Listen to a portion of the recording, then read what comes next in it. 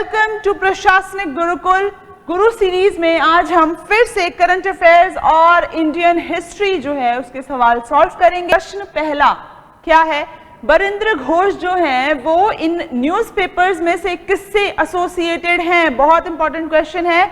तो इसका आंसर है जुगांतर। ये एक बंगाली न्यूज़पेपर था और ये 1906 जो है उसमें ये पब्लिश किया जाता था। ये बहुत इंपॉर्टेंट पर्सनालिटी है। अब इंडियन ओपिनियन भी ऑप्शन दिया हुआ है। इसे कौन करता था पब्लिश? महात्मा गांधी जी करते थे। गदर न्यूज़पेपर जो है गदर पार्टी करती थी। यंग इंडिया ये भी बहुत इंपॉर्टेंट है, इसे लाला लाजपत राय जो हैं उन्होंने पब्लिश किया था। अगला सवाल है हमारा, गणपति फेस्टिवल जो है नेशनल कैरेक्टर जो है किसने दिया था? तो हमारा आंसर होता है लोकमान्य तिलक। बहुत इंपॉर्टेंट पर्सनालिटी हैं और इन्होंने इस फेस्टिवल को मास लेवल पे मनाया। चलिए आगे बढ़ते हैं। कंपनी रूल के दौरान हिंदू विडो रीमैरिज एक्ट जो है ये किसके वक्त ड्राफ्ट की गई थी? लॉर्ड डलहौजी बहुत इंपॉर्टेंट पर्सनालिटी है और ये जो है 1856 में ये मैरिज एक्ट जो है इसको ड्राफ्ट किया गया था, ठीक है। और उसके बाद 1857 की लड़ाई हुई थी। तो ये सारे इवेंट्स पता होने चाहिए। चलिए, लाइट कॉम्बैट एयरक्राफ्ट तेजस, इसके बारे में बताया गया है क्योंकि न्यूज आई है जो हिंदुस्तान एरोनॉटिक्स लिमिटेड है उसने थर्ड प्रोडक्शन लाइन जो है LCA का वो इनॉग्रेट कर दिया है। तो हमारा इंडिया का जो डिफेंस सिस्टम है वो स्ट्रांग हो रहा है और भी ज्यादा। तो क्या ये एक इंडिजीनियस सुपरसोनिक एयरक्राफ्ट है जो इंडियन मिलिट्री यूज करती है? करेक्ट स्टेटमेंट है, हमको करेक्ट स्टेटमेंट बतानी है। ये डिजाइन और डेवलप की गई है हिंदुस्तान एरोनॉटिक्स लिमिटेड द्वारा, ये भी करेक्ट है। आंसर हो जाता है बोथ 1 और 2। चलिए अगला सवाल है, वीडी सावरकर जो हैं जो प्रेसिडेंट रहे हैं हिंदू महासभा के, तो उनके बारे में स्टेटमेंट दी हुई है। कौन सा स्टेटमेंट नॉट करेक्ट है? यहां पे ध्यान दीजिएगा, ये बहुत इंपॉर्टेंट फिगर है in Hindu nationalist movement. Correct है, he took part and supported the Quit India struggle in 1942। गलत है ये, इन्होंने नहीं किया सपोर्ट क्योंकि हिंदू महासभा अगेंस्ट था इसके। He founded a revolutionary organization called Mitra Mela. Very important और ये करेक्ट है।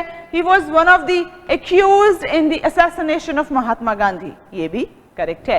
तो आंसर होता है B statement is not correct. चलिए अगला सवाल है पेरियार नेशनल पार्क के बारे में। तो नेशनल पार्क्स हो गए, वाइल्ड लाइफ सैंक्चुरीज हो गई, बायोस्फीयर रिजर्व्स हो गए, जो भी न्यूज में आते हैं वो बहुत इंपॉर्टेंट हो जाते हैं क्योंकि सवाल यहीं से बनते हैं। तो इसके बारे में जानेंगे क्योंकि यहाँ पे इसने बहुत अच्छा परफॉर्म किया है इन मैनेजमेंट रिव्यू। तो इसमें इसने टॉप किया है, काफी इंपॉर्टेंट न्यूज है क्योंकि टाइगर्स जो हैं उसकी हम 50वीं वर्षगांठ मना रहे हैं, प्रोजेक्ट टाइगर। क्या ये लोकेटेड है districts of Idukki and Pathanamthitta in Tamil Nadu? तो ये स्टेटमेंट गलत है और हमें नॉट करेक्ट स्टेटमेंट बतानी है। तो क्यों गलत है? क्योंकि ये केरला में है, ठीक है। ये जो पार्क है केरला में है और ये जो डिस्ट्रिक्ट्स हैं ये केरला में है, ठीक है। अब देखिए ये पार्क तमिलनाडु के बॉर्डर पे आता है, केरला तमिलनाडु उनके बीच में बॉर्डर है, उसके पास है लेकिन तमिलनाडु में नहीं है। क्या ये एक एलिफेंट रिजर्व है और साथ ही साथ टाइगर रिजर्व है? करेक्ट स्टेटमेंट है। ये एक वाटरशेड फॉर्म करता है जो दो इंपॉर्टेंट रिवर्स से बनती है, पेरियार एंड पंबा। तो हमें दो चीजें पता चल गई कि ये वाटरशेड भी फॉर्म करता है। रिवर्स कौन सी हैं? पेरियार एंड पंबा। ये बेस्ट मेंटेन्ड है of all tiger reserves in the country, ठीक है। चलिए अगला सवाल है हमारा, इंडियन नेशनल आर्मी। तो ये फाउंड किया गया था 1942 में, किसके द्वारा? कैप्टन मोहन सिंह द्वारा फाउंड किया गया था। ध्यान दीजिएगा, आपने सुभाष चंद्र बोस जी का काफी नाम इससे एसोसिएटेड होते हुए सुना होगा, लेकिन founded by captain Mohan Singh और जो नया नाम था वो किसने दिया था? सुभाष चंद्र बोस ने, जो नाम था आजाद हिंद फौज ऑर्गेनाइजेशन और उनके फाउंडर्स। तो ब्रिटिश इंडिया सोसाइटी जो है, क्या इसे विलियम एडम ने फॉर्म किया था? हमें करेक्ट पेयर बताना है। सेकंड है इंडियन नेशनल यूनियन, AOU ने फॉर्म किया था। और एओयू जो है ये कांग्रेस के फॉर्मेशन में भी इनका बहुत बड़ा योगदान रहा है। He was a retired civil servant. Bombay Association जो है जगन्नाथ शंकर सेठ ने फॉर्म किया था। तो ये तीनों जो ऑप्शंस हैं, तीनों जो पेयर है, ये करेक्ट है। हमारा ऑप्शन होता है डी 1, 2 एंड 3। चलिए अगला सवाल है, यहां पे भी पेयर्स दे रखे हैं। तो लॉर्ड कर्जन जो है इनके दौरान पार्टीशन भी हुआ था बंगाल का 1905 में, और एंशिएंट मॉन्यूमेंट्स प्रिजर्वेशन एक्ट जो है ये भी आया था। हमें करेक्ट पेयर बताना है। लॉर्ड रिपन जो है फैमिन कोड लेकर आए थे, क्योंकि वो बहुत ही भला चाहते थे, एक लिबरल और प्रोग्रेसिव इंसान थे। लॉर्ड मेयो है department of agriculture and commerce लेकर आए थे, ये भी काफी इंपॉर्टेंट है। लॉर्ड बेंटिंक हो गए डुरंट कमीशन। डुरंट कमीशन क्या है? तो हमारा ये जो आंसर है फोर्थ ऑप्शन डुरंट कमीशन, ये इनके अंडर नहीं आया था। लैंसडाउन जो है इनके लॉर्डशिप के अंडर आया था ये, ठीक है। और डुरंट कमीशन इंडिया और अफगानिस्तान के बीच की बाउंड्री तय की थी। क्लियर? लॉर्ड विलियम बेंटिंक के अंदर बहुत सारी चीजें हुई थी, जैसे सती प्रथा पे रोक लगना, ठगी उन्होंने रोका था, साथ ही साथ स्लेवरी रोका था। तो ये सभी पर्सनालिटीज और इनके द्वारा जो काम किए गए थे वो इंपॉर्टेंट हो जाते हैं। सिल्क लेटर कॉन्स्पिरेसी जो है, इससे एसोसिएटेड लोगों के नाम बताने हैं। अब ये क्या था? तो यहाँ पर देवबंद लीडर्स जो हैं उनके द्वारा ये स्टार्ट किया गया था और 1913 से 1920 के बीच में किया गया था ये, ठीक है। अब देखिए क्या चाहते थे ये, तो इंडिपेंडेंस चाहते थे इंडिया का by revolt, by violence, method of violence. और यहाँ पे इन्होंने ऑटोमन टर्की, अफगानिस्तान, इन सब से अलायंस फॉर्म किया। अगला सवाल है, किस टेरिटरी जो है उसने पार्टिसिपेट नहीं किया था 1857 की लड़ाई में? तो चित्तौड़ ने बिल्कुल भी पार्टिसिपेट नहीं किया था। लखनऊ से कौन लीडर थे जिन्होंने हल्ला बोला था? तो वो थी बेगम हजरत महल।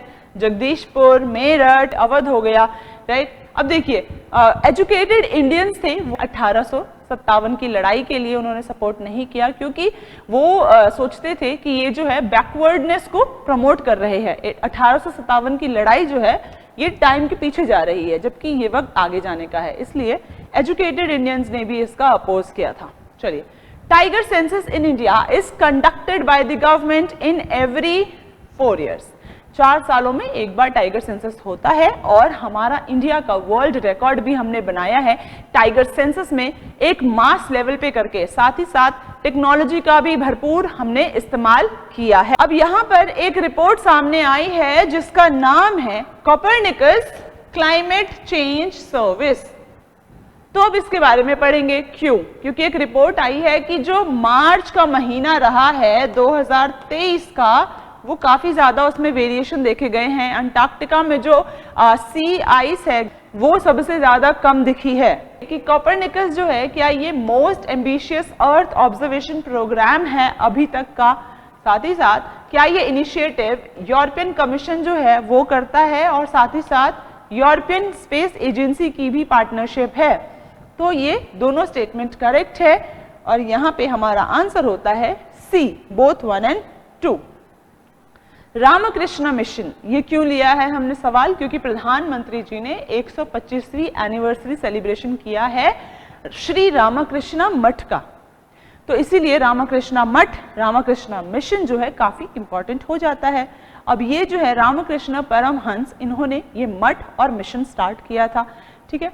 चलिए स्टेटमेंट पढ़ते हैं, हमको करेक्ट स्टेटमेंट बताना है। पहला है, रामकृष्ण मिशन जो है, क्या इसका बेस जो है काम करने का वो प्रिंसिपल ऑफ कर्मयोग पे है। कर्मयोग मतलब कि आप जो है सेल्फलेस काम करें, फल की चिंता ना करें, और जितना हो सके सोसाइटी को दें अपने कर्मों से। तो अभी भी ये लोग डिजास्टर रिलीफ प्रोग्राम्स में काम करते हैं, भूखों को खाना खिलाना, तो बहुत अच्छे अच्छे काम इनसे किए जाते हैं। मिशन जो है, क्या इसका हेडक्वार्टर बेलूर में है, नियर कोलकाता, सही है ये। और ये हिंदू फिलॉसफी ऑफ वेदांता को फॉलो करता है। वेदांता मतलब वेद का अंत, ठीक है।